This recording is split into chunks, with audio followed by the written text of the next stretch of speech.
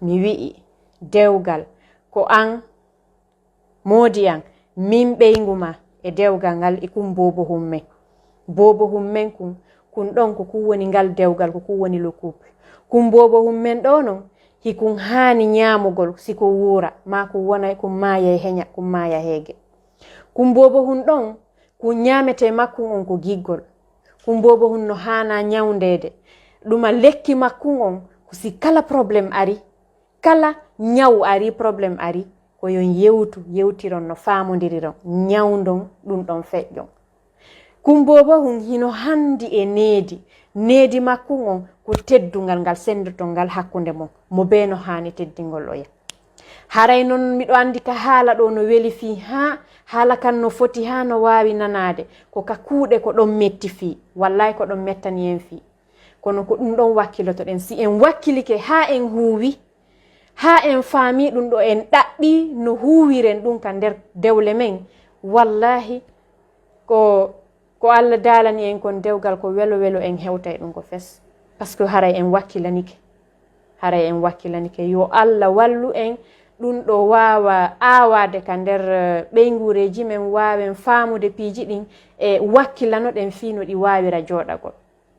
haray mi ala neɓitugol ɗo hande kadi mi jonnita toujours numéro am WhatsApp on fi marɓe situation probléme de couple faaleteɓe wallitede gérugol ɗin probléme ji on nodday ka 622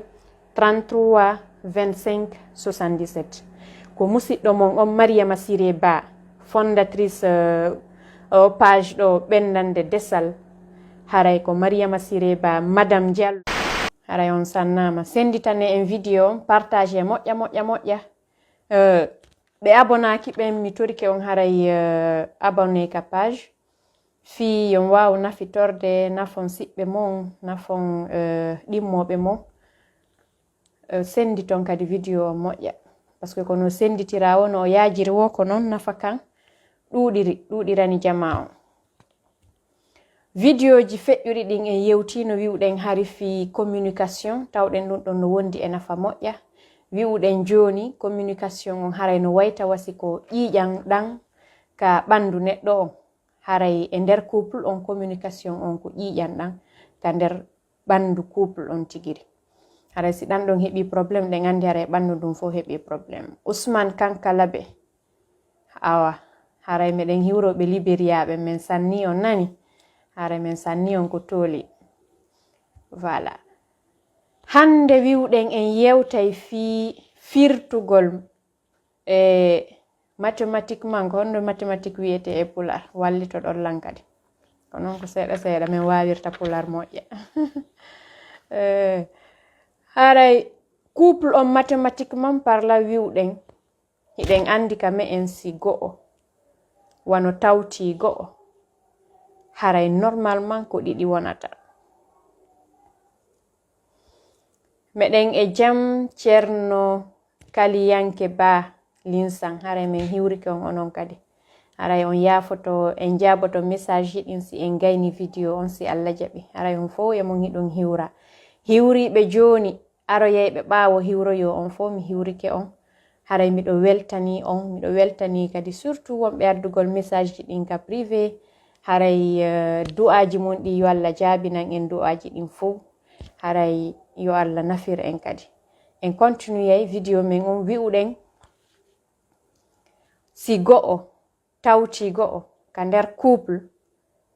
si fi couple no wowlede haray ko tati jonnata fi hon ɗum wawirta wonirgol no si tawi gorko o jombi sonnajo haray wona couple on tu yaltoyta wona ɗiɗi yaltata wona goto par ce que si tawi woni hara go'o tawti go'o hara ko on no goto yaltoyta yeeso ton wi'en couple on par ce que go'o on tawta go'o on ko sonnajo on tawta gorko on ne couple on ko ɓenɗon ɗiɗo woni wonude ka nder couple joni noon si ɓenɗon ɗiɗo e waɗi som maɓɓe on en hawtiniri ɓenɗon ɗiɗo ko honɗum ɓe jonnata en wiyay ko dewgal ngal ɓe woni jonnude ne kono haray wona ɗum ɗon to haray hino ton sonnajo on hino ton gorko on e dewgal ngal noon wowlen noon fi dewgal ngal haray ko ɓeeɗo tato woni ka nder couple no way tawa si en ƴetti yimɓe tato haray ɓeyɗa ɗiɗo ɓe jonni yimɓe tato yeeso to ɓe yimɓe tato noon ko homɓe ko gorko on e debbo on e dewgal ngal e kamɓe ɗiɗo non liyen maɓɓe on kamɓe ɗiɗo haray ko ɗum woni ton ɗum waɗi wi'uɗen 1 + 1 égale à 3 en matière de couple. Voilà, si tawi woni en ƴetti 1 + 1 égale o couple hara go'o tawti go'o hara ko dewgal ngal tu woni jonnude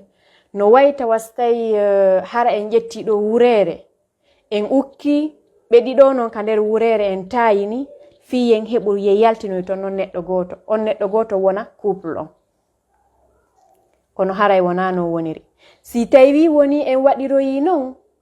wa'ay wasi tawi hara mo be ngurdam mum ɓaawo janɗan e yimɓe makko ɓen e needi makko e ɗimmoɓe makko e golle makko piiji kala ko o jokkuno addo dewgal ngal haray ɗum ɗon fof ko yo yeggite harale ko ɗum waɗimo ko o woni kon neɗɗo on tigiri ko avant que mariage makko on haray kanko himo woni neɗɗo mo mari personnalité mo mari qualité mo mari défaut jonnon si o hawtodiri e goɗɗo go'o mo woni moodi makko ma ɓeygu makko joni haray kanko ngurdam makko ɗan no woni feere faaleji makko ɗin no woni feere ɓeygure makko ɗin no woni feere ɗimmoɓe makko ɓen la même chose piiji ko o tiiɗinta fiimum ma piiji ko o hayfinta fiimum ɗum fof no woni feere sa fe neɗɗo yaagal makko ngal ko kangal tum moodi makko mo tawi on la même chose on kadi no mari ngurdam ma ɓeygu makko mo o addi on ngurdam makko ɗan e fe piiji kala ko sifiɗen ɗo joni kon haray kankadi mo jogiti joni ko ɓen ɗon ɗiɗo non woni hawtitude waɗa non ngal dewgal on neɗɗo mo wiwɗen tataɓo e français ɓe wiyay personnalité morale on neɗɗo tataɓo ɗon joni koko hawtiti ko neɗɗankagal mo be neɗɗankagal madame e neɗɗankagal monsieur on la personnalité de madame et la personnalité de monsieur ko ɓen ɗon ɗiɗo woni hawtitude noon moƴƴina oɗo neɗɗo ça fait on ɗon neɗɗo ko wona ɗo moƴƴinede mi anda si on faami haɗo wiwɗen mo be hino mari faaleji mo be hino mari ɗimmoɓe ko ɗum waɗi hiɗe yiya probléme ji bus ka nder couple hino yana e fait passé neɗɗo on avant que o jombindirde e mo o wondi on soit modi makko ma ɓeygu makko ɗe yiya probléme ji bus hino waɗa ɗon par exemple wano gorko on no wawi yi'ude ɗimmoɓe jiwo on hara hoolare kanko on ka needi makko ka éducation makko ka nokkure ka o janɗi ɗon hara kanko ɓen ɗon no wonanimo des personnes menaçantes hara ɓen ɗon no wonanimo yimɓe ɓe o yii ɓe moƴƴa hara ɓe moƴƴana ça fait kanko ka ɓernde makko ɓe moƴƴana dewgal makko ngal ɓe moƴƴana entourage makko on ɓeygu makko kañum hino wondi e ɓen ɗon depuis law fayde wi'en no wawa wonde hara ko kamɓe janɗiɗi ko kamɓe fijidi joni noon si tawi woni ɓen ɗon wonani oɗa probléme ça veut dire ko parti ko honno parti intime oya on faydi neɗɗankagal oya ngal aya ngal ɓeygu makko ardi ngal haray ko ɗon probléme on haray ɗon faamingol on ɗo wi'a ɓe goreɓe maɗo par exemple hino menace couple men on haray no mettifi seeɗa ko ɗum waɗi ɗum no cause probléme ji buska nder couple ayey debbo no wuli to inna amodi an no innude tami min fijidu e ɓe goreɓe an ɗo harale min meɗen andiri neeɓi kono hara no wawa ka communication si ɓe yewtino ɓe wawayno famodirgol hara mo be oɗa ko kullol mum ngol wondigol hara ko doy harana ennugol forcé degré ɓe ɗum yiɗa yidugol ma e maɓɓe par exemple parce que haray a falama c'est comme si a falama mutingol mo kanko a falama yo honcu e hella ɗon on mo be e ɓeygure mum nden kadi hiɗon andi mo be wano ka honno wano ka jamaji wano ka honno ka fatulleji wano ka mariage ji haray mo be no mari famille mum on mo be no mari ɓeygure mum nden joni noon qualité ji mon ɗin o non ɗiɗo neediji ko arduɗon kon o non ɗiɗo ko ɗi wonɗon hawtitude ko ɗi wonɗon mo be addude ko mum kon ne on non oɗo o neɗɗo mo ɓe wi'ata couple mo ɓe wi'ata dewgal joni noon hande kadi noon ko en fonction haqqille mon ɗen en fonction faamu mon ngun ma ɗum needi mon ndin ko noon wawirton jogitoragol oɗo neɗɗo couple on non wuuri wo si tawi onon ɗiɗo on waawi ne'ude oɗo, on waawi mo janɗinde, on waawi mo ñamminde, on waawi mo ñawndude. Ko ɗum ɗon noon janɗinta couple ɗon, ko ɗum ɗon noon waɗata wi'en yimɓe hino fotti e dewgal. Si yimɓe hino fotti e dewgal, haray ɓe waawi addude mo be maɓɓe haqqille maɓɓe ɗen, ɓe piitindira haqqille maɓɓe ɗen kamɓe ɗiɗo, ɓe ne'a o mo ɓe faala. Par ce que on ɗon ko neɗɗo goo kono ko kamɓe ne'ata mo. Ɓe ne'a oɗo neɗɗo, ɓe waɗanamo sariyaji, ɓe waɗanamo honno piiji fii dow yo o yaaru yeeso fii yo janɗu. Ça fait ɓe ne'ayi mo needi. Ndin needi noon ko honɗum, ko respect mutuel on, teddungal ngal ɓe jonnidirra ngal, ko needi dewgal ngal non. Après ɓe ñamminayi dewgal ngal, ñaamete ngal dewgal ko honɗum wonata. Ñaamete on neɗɗo tataɓo ɗon ko honɗum wonata, ko giggol ngol. Giggol hakkunde maɓɓe on ko ɗum woni ñaamete on. Donc neɗɗo on tataɓo si o faɗi giggol o wurata, par ce que neɗɗo si woni ñaamali o wurata. Ko ɗum ɗon woni ñaamete makko on. Wiwɗen needi makko ndin ko respect on. A wahimo hato jini kadi e cellal. Wiwɗen cellal ngal ko ɗon ka yewtere non arata. Ñawndugol piiji wonɗi nder ton ɗin, ka nder probléme ji ɗin. Si tawi woni ɗon on faamodira e feepi hun, ko honno waawaton gertude, hara ɗum ñawinaali, hara ɗum muusinaali ɓernde, ma muusinaali ɓaawo ngal dewgal. Ko si on heewi yewtere, on waawi nde yewtere wiwɗen pacifique mon, ko ɗum woni ñawndugol dewgal ngal. Wiwɗen dewgal ngal no maapori e ɗi piiji tati ɗo. Dewgal ngal no maapori needi. Aɗo ara nun ɗum ñammineede taw, par ce que aɗo yo neɗɗo honno ne'o o wuuray taw, n'est-ce pas? Si woni neɗɗo on wuuri non yewten non fi affaire ne'ugol mo ka. Si tawi woni bobo on honno bobo jibinama o yiltike ɗon e ɗon, ko honno wawirta ɗum. Haray hande kadi ko muññagol wi'ete, yo Allah hinno mo yaafo, yo Allah lontina ko wurata, n'est-ce pas? Joni noon si on bobo ɗon jibinama, on wi'eteɗo dewgal, on ɗon ko duwaɗo ñammineede fiino on janɗira. E kadi noon si tawi woni on tigi wuuri, on tigi jonnete needi. Par ce que neɗɗo hiɗen andi neɗɗo si ala needi o wondotako. Si woni on ɗon noon jonnama ndi needi, tuma o ñawi wo himo hana ñawndede ka. Ko ɗum ɗo besoin ji ɗum on. Wano si ka nder needi wi'en hare mo hato jine gandal e sifa ɗin piiji ɗon. Joni fuɗɗoroɗen ka ñaamete on neɗɗo ɗon. Ñaamete o bobo mo wonɗe wiwde dewgal.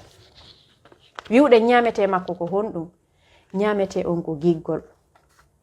Giggol ngol senduɗol ngol hakkunde mon, ko ngol woni ñaamete on. Joni noon mi ala natude détail ɗon on taw, parce que hiɗen wi en yewtay fi giggol ngol, ko deuxième point on non.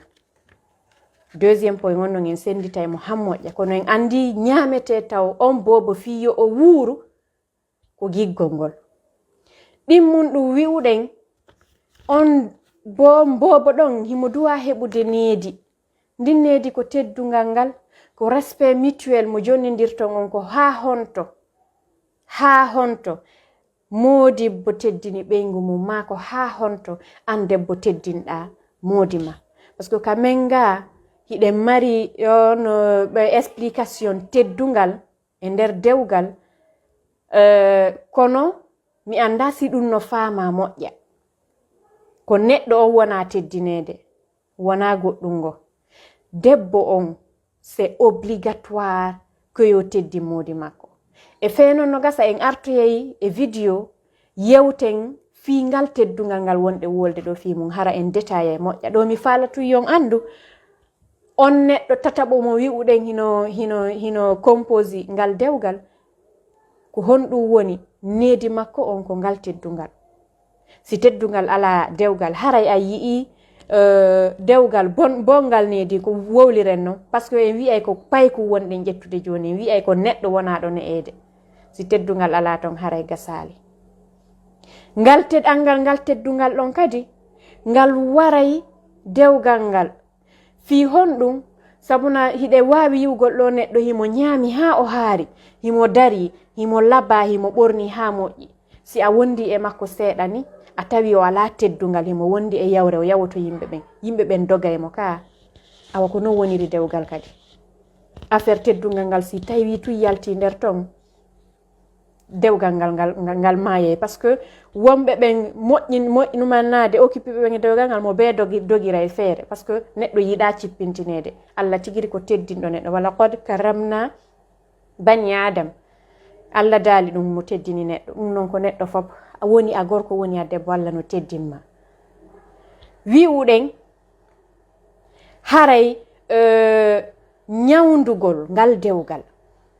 ko honɗum woni si tawi dewgal ngal nawni palwi nangi kumpay ko wiyete kun dewgal si woni o heɓi ɗum o giilama si woni honno ba dogureedu nangimo si woni gite muusimo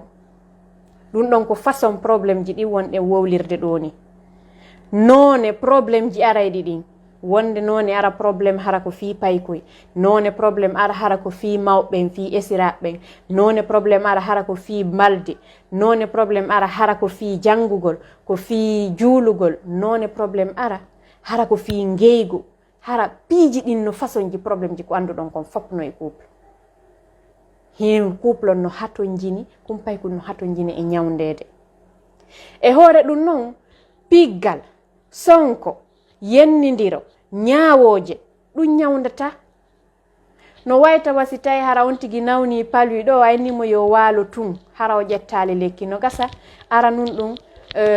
Allah waɗa ɗumay mum on tigi dikka go'o ɗiɗi tati kono haray nawnare nde no nder ton hinde loorude ka nder ɓandu hinde ɗaatinde ko ɓe wiyata kon globule rouge ji ɗin haray ko noon probléme sino e nder couple o yewtaka o moƴƴintina o jonnaka lekki kin noon ko yewtere famodiral ɗi vidéo ji men ɗi waɗuɗen ko feƴƴi yewti fi yewtere buy no hay fi kala no gasa hara no manki hani ko ɓeyditeten e mum kono yewtereji bus en yewti ko wallitoto neɗɗo e fee ngal cellal dewgal ɗaɓɓitugol cellal dewgal ngal par ce que ko goɗɗo kadi ñaami wo musidɓe ko goɗɗo ne'i wo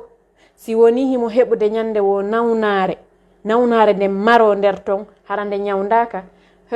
balɗe ko tuma lanni wo si goɗɗo maaya kono sonja waɗay o maayatago e balɗe lannali ça fait dewgal ngal helatago e fanni ma honno balɗe dewgal ngal lannali kono dewgal ngal haray ko e hoore ñaw jooɗi e hoore sonja no ara paralysie no ara on tigi wumiɗa on tigi pahiɗa on tigi wona boofojo ɗum ɗon fof no waɗa kono dewgal ngal haray ngal ñawi si ngal ñawile ngal yarata yeeso hara yimɓe ɓen no duwa faamude ɗum ɗon joni noon ko honɗum yimɓe ɓen duwa wadde mo be no duwa posude hoore mum question ma couple be no duwa posude hoore mum question ko honno wawirten ne'irgol o neɗɗo faut que taw mo be mon woode ɗon faut que mo be heɓa gurdam mum ɗan mo be respecta gurdam o yaɗan ɗum ɗon ko aranum ɗum si on respecti mo be gurdam mum ɗan mo respecti gurdam o yaɗan wawon heɓude no ne'iron noon oɗo ndaare ko honno ñamminirton oɗo en yewtay joni fi ñamete makkon fi giggol ngol ndaare ko honno ne'irton kum paykum fiyo ko woni paykum ne'i kum hittu kum yiwɗo wo hino faala par ce que neɗɗo ne'iɗo ka o rewi wo ka o rewi o battinay ka o rewi wo ka o rewi o weltinay ɓerɗe jama on ndaare ko honno ne'irton kumpay kum jonnum kum needi moƴƴiri ndaare ko honno si kumpay kum nawni ko honno ñawdirton kum si tawi hara on jonnay kum tun lekki debara ma ɗum on accitay kum kum ñawa ɗon o ñawde kum waɗe kum neɗɗo jalbuɗo neɗɗo hentiniɗo neɗɗo mo fof faala haray ko ɗum faala ɗe yo dewgal ngal won artanen noon point ɗimmo on hani ko point ɗimmo wiyeten kono himo ka nder toɓɓere aranere toɓɓere aranere nden en yewti ɗo ha e wi'i dewgal ngal ko paykum kum paykum ko ñamminte kum si kum wuura kono ɗum ɗon naadi en ka toɓɓere ɗimmere ka wiwɗen noon en yewta e fi giggol sabuna honɗum noon ko giggol ngol woni ñamete kum paykum ko giggol ngol wurnata paykum kum neɗɗo si ñamali o yarali o maaya e heña wiwɗen ne joni noon ko honno ɗum ɗo woniri giggol taw ko honɗum woni giggol c'est que ka français ɓe innayi l'amour c'est le fait d'avoir la volonté consciente de faire du bien à une autre personne. C'est que ko heɓugol faale hara hiɗa andi hiɗa mari on faale waɗugol moƴƴere waɗangol ɗimmo ma on moƴƴere yi'ugol mo himo welti yi'ugol mo himo wewli. C'est que si a yiɗi goɗɗo sagu ma on tigi o kala ko moƴƴi kon o reway e hoore mum kala ko nafata kon o reway e hoore mum ko ɗum woni ngol giggol. Hara hiɗa andi ɗum hiɗa wakkilani ɗum kadi kala ko yiwɗa ɗo hara ko piihum moƴƴum hiɗa marani feere kum piihum siko ko soodete a sooday hara siko ko wowlete a wowlay ko saguma ka yi'ata on neɗɗo ɗon hara kaka wewli tum ko ɗum woni yiɗugol goɗɗo. Joni noon ka dewle men ko ɓuri ɗuɗude kon ka men ga en innata ko mariage e hara dewle ɗen ko e fait amour basi par ce que haray ko ɓuri kon wano ko mawɓen wallitoto ni en ala yewtude ɗo fi mariage forcé taho par ce que onon tigiri o yiiɗo haray place forcé de jombe ma forcé de on jombine ɗum ɗon onon tigiri no gasa o yii place no gasa e waɗoya vidéo fe mum feere ko wonɗe yewtude ko fi dewle soit on tigi ɓen yimɓe ɓen ɗiɗo wonɓe jomminirgo ɓen no yiɗidiri ha hatti ma hara hiɓe jaɓidiri hay si ɓe yiɗidirali taho kono mo be ko ɓeynata kon chacun accepte l'autre wajar proposition famille ino jiwo kaarijo no ɗo ndaari simo wele jombamo andamo anda si a yi'imo no gasa yi'a no physique makko on tawa himo wele inna joni ya essayu ɗum ɗon haray l'amour proprement dit ko ɓeynata ko min yiɗidiri miɗo yiɗimo ha feeti ɗum ɗon ala nder to awa ngol giggol non ko honno ngol woniri ko phase ji ɗiɗi giggol mari ko ɓe wiyata ko l'amour fou l'amour qui est aveugle qui ne voit pas c'est que le tomber amoureux au fait yanugol e nder giggol ngol hara a yi'ay tun goɗɗo ɗo ma ɗum an e goɗɗo wano relation no hakkunde mon seeɗa o yiɗidiri no ha hatti on say fewdo on sayi ɗon c'est l'amour fou l'amour aveugle l'amour sourd wonɗen haray wolde fi mum haray fewdo on sayi ɗon on tigi yi'ata defoji mo yiɗi on tigi nanata bonnereji ɗi o woni wadde kala ko ari kala piihum kun o ɗumanni yi'i moƴƴum ko fiɗimo makko on o miijanto fewdo on phase ɗon l'amour fou mo be haray hino waɗude piiji no waɗande oya piiji ɗi o miijotako fiimum c'est ko hara no wonanimo no hoyanimo fii no hoyanimo fii ƴettugol ɗo no 100 000 francs no hoyanimo fii ƴettugol ɗo 1 million ƴetta jonna mo yiɗi on woni no jiwo o woni gorko on hino hoyanimo fii ha ƴettugol otowal sodanamo no hoyanimo fii ƴettugol ɗo tan ila jemma ha e 3 heures ha bimbi ha weta hara ɓe yewtude téléphone kanko hara ɗum ɗon wona effort non hara no weli fii waɗugol hino hoyanimo fii invitugol on ɗon e nokkeli ɓe jooɗo ɗo ɓe wona ɗo ila ɗo bimbi ha kikiɗe hara hiɓe jooɗi ɓe wolde araw ha ɓaali ko honɗum mettanimo fii on sayi ko heɓugol wonugol hara humpondirali e on neɗɗo hara himo suni fewdo on sayi ɗon hara si woni seeɗa kanko e on ɗon ɓe yewtali himo itti fewdo on sayi ɗon on parle de l'amour fou ɗon effort ala wakkilare ala wo haray piiji kala ko on tigi waɗata kon hino waɗude e hoore weltare e hoore welo welo on faami ara nun ɗum ka ɗimmum ɗum c'est l'amour véritable giggol gonga wongol andiɗa nanen giggol ngol wiwɗen c'est l'amour fou giggol feetugol c'est que mais honno si neɗɗo hino yiɗi yimɓe hedditiɓɓe ɓawga no suti ko watta ko hinna anna hay haqqille o mara o fewɗo ngala no heɓira haqqille mo feeti fen himo yiɗi mo o faala jombidirgol ɗon himo yiɗi mo o wondi on e mum fewdo on sayi ɗon ko fewdo on sayi ɗon par exemple biro ma innatama est ce que a remarki ɗum ɗo e o jiwo ma est ce que a remarki ɗum ɗo e o gorko fewdo kam feetuɗa ɗon fi on tigi inna anene yimɓe ɓen fof timma mo be no mari défaut fewdo ɗon a yi'ata défaut ji makko ɗin goreɓe ma ɓe wonde wi'ama he mbarin est ce que a remarki ɗum ɗo ndaari o jiwo ko honno o ɓornorta ma ndaari ko honno o wowlirta ma goreɓe jiwo winna he mbaɗi est ce que a yi o gorko ko honno wayi ndaarimo est ce que na fiimo sifa ɗum mo be maɓɓe jaabo he neɗɗo fof goye timma fewndo ɗon ɓe yi'ata haray ɓe deranji hara ɓe wawa feetuɓe l'amour fou ara non honɗum l'amour véritable giggol gongawol ngol ngol giggol gongawol ɗon ko honɗum non ko honɗum non ko honno waweten firirgol ngol ɗon ngol giggol gongawol ɗon ko l'amour avec l'effort ko giggol wakkilantengol ngol ko fewndo ngol giggol gongawol ɗon mawɓe men ɓen wowi wi'ugol giggol wela hono dewgal wela min non ko fewndo on sahi ɗon min mi wi'i ko giggol wakkilantengol ngol ko ngol ɗo woni gongawol par ce que ɗa ko ɓe wiyata ko l'amour fou hara ko net no yiɗidira ha hatti ko wa duuɓi ɗiɗi hara neɓum ha duuɓi tati ɗum wonata juutata luttata ko giggol wakkilanagol ngol ko ngol ɗon heddoto ko honɗum no honno non ngol giggol wakkilirante honno on tigi wakkiliranto ngol giggol ɗon ko wownoɗa noddugol on tigi ila bimbi ha kikiɗe maɗum jemma on fof joni a tawai yeɗum an a wawata waɗugol ɗum a tawai ɗum no ɗuuɗi a tawai ɗum ko ƴettugol tan ni mi ala on ɗon tan jonnon wakkiloɗa ha heɓa tan seeɗani fino noddiramo hay si tawi hiɗo wondi ma fino heɓiron tan onon ɗiɗo no yewtiron andi ɗon a waɗi wakkilare ɗa hari a yi'ay téléphone luxe a yi'ay otowal a yi'ay coñci luxe ƴetta waɗa tun hara ɓernde ma nden hino welti hara ko heña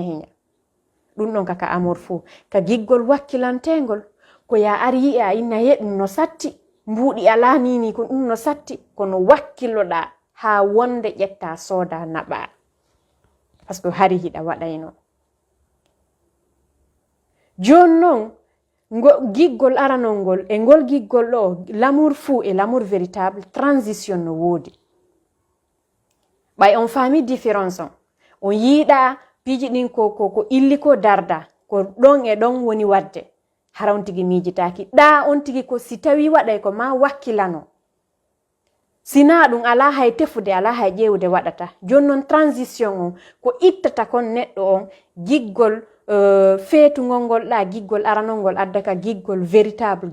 giggol gongawol ngol on transition no ɗon awa mon dewle men ɗen ɗuɗuɗe ko e on transition ɗon piiji buy bonata par ce que en anda fi ɗum enen en miijitotako ɗum haqqille ɗen miijitotako fi ɗum no woodi joni noon on transition ɗon ko ɗon on tigi wi'ata hari himo wowi waɗugol ɗum ɗo o acciti c'est la phase de transition hari mo wownolan sodande ɗum ɗo o acciti gorko on hari mo wownolan waɗande ɗum ɗo o acciti haray ça veut dire en hewti ka phase de transition ko ɗon noon si tawi piiji ɗin famama ka transition ɗon ko ɗon wakkilare nde waɗete fi ne'ugol non oɗo kaka transition ɗon ettotoɗen o bobo wuura ma o maaya par ce que si o ñamali o maayay ñandu makko ndulle ko ngol giggol